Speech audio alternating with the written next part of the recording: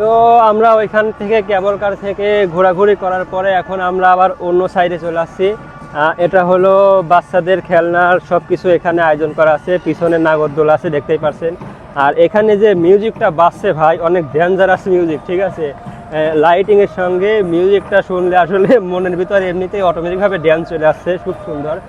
এই যে দেখেন পিছনে নাগরদোলা, আর পাশে দেখতে পাচ্ছেন এগুলা সব বাচ্চাদের খেলনা, সম্পূর্ণ বাচ্চাদের খেলনা এগুলা দেখেন।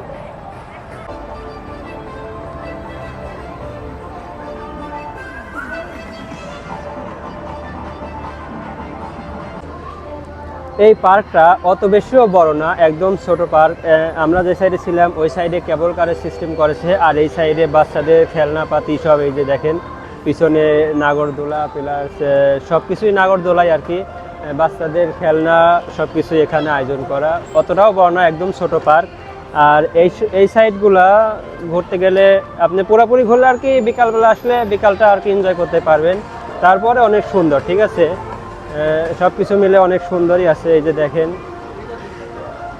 সব কিছু মিলে অনেক সুন্দরই আছে। এটা আপনি দেখছেন এর পাশে কিন্তু পার্ক এটা।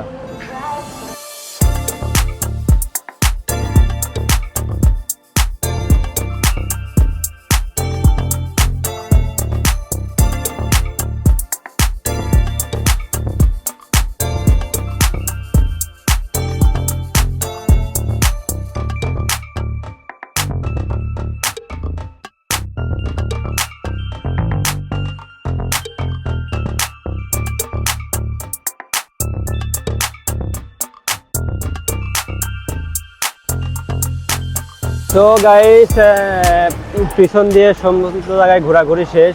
এই যে দেখেন এই পাশে কিন্তু একটা অসাধারণ রাস্তার মানে রাস্তার ঢোকার জন্য বাইরে হওয়ার জন্য আর মাঝখান দিয়ে যে ঝর্ণা সিস্টেম করছে, ঝর্ণাগুলো অসাধারণ, খুবই সুন্দর লাগলো ঝর্ণাগুলোও।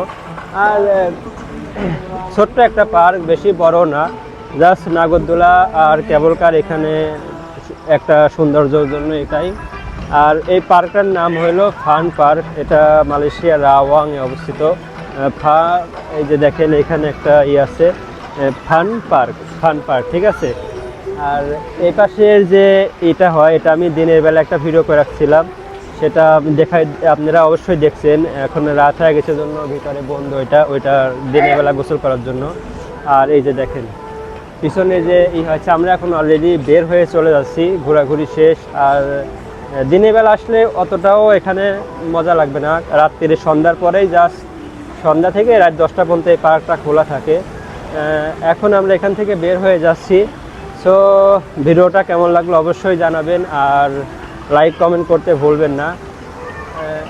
এই যে দেখেন ভিতরে এখনও চলছে, এটা ভিতরে কিন্তু এখানে সুইমিং পুল আছে, ঠিক আছে, ভিতরে সুইমিং পুল। আর এই ভিতরে বাচ্চাদের খেলনা সম্পূর্ণ কিছু, বড়দের অনেকটা কমই।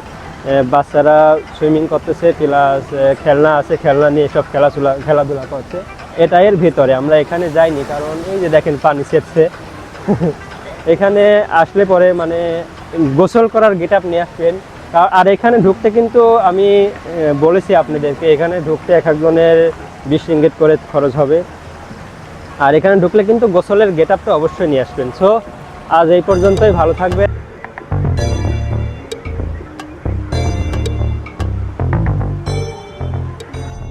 তো বন্ধুরা আমরা এখন অলরেডি গাড়িতে উঠে পড়েছি আর রুমে যাচ্ছি। তো আমাদের ঘোরাঘুরি শেষ, আমরা দেখেন এই যে পিছন থেকে আর কি ঘোরাঘুরি করলাম।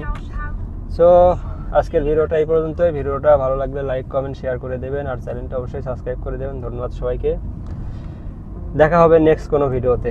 ভালো থাকবেন সবাই, বাই বাই।